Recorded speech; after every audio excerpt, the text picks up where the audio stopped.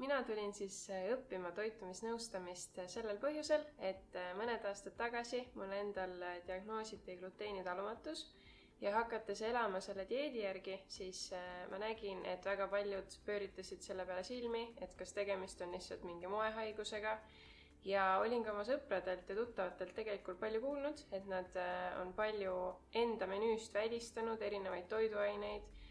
Ja minu jaoks tekkiski küsimus, et kas see on normaalne või kas peaks niimoodi tegema ja mis siis tegelikult on, kuidas on õige toituda. Lisaks tänapäeval on nii palju erinevat informatsiooni meedias. Üks päev öeldakse, et üks toiduaine on väga halb, teine päev öeldakse, et see on maailma parim.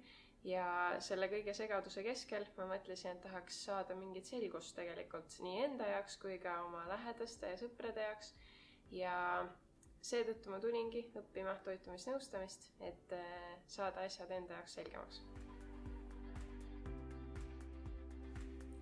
Rahvatervise Akadeemia ma valisin just sellel põhjusel, et mina õppisin ülikoolis toidutehnikat ja tootearendust ning mul oli ülikoolis üks väga tore õppejõud, kes just nimelt soovitas mul tulla Rahvatervise Akadeemiasse õppima.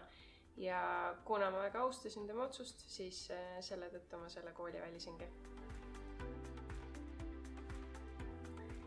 Rahvatervise Akadeemia puhul ma kindlasti tooksin välja seda, et keskkond on olnud väga tore, et on olnud toredad inimesed ümber, et just ained on olnud väga-väga huvitavad kõik ja väga mõnusad on olnud ka lõunapausid ja näksipausid, et on alati olnud head ja paremat laua peal ja keskkond on olnud tõesti väga tore.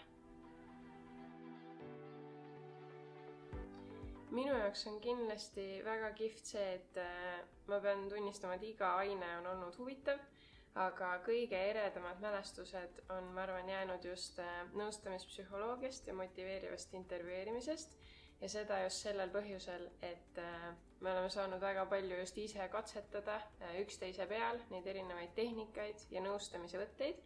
Ja see on olnud väga põnev ja nii tore on olnud näha, kuidas kas ma ise või keegi teine on just avanenud nende õigete küsimuste peale ja kogenud sellist toetust ja ärakuulamist.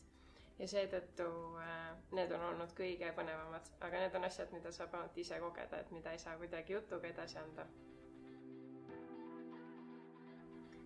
Kindlasti ma tahaksin edaspidi töötada ka just toitumisnõustajana, kuna minu jaoks ongi kõige huvitavamaks saanud see isiklik lähenemine inimestele ja nii põnev on olnud oma siin õpinõustamiste käigus leida igaühe jaoks neid temale individuaalseid ja õigeid samme ja see on põhjus, miks ma tahaksin ka edaspidi toitumisnõustajana töötada.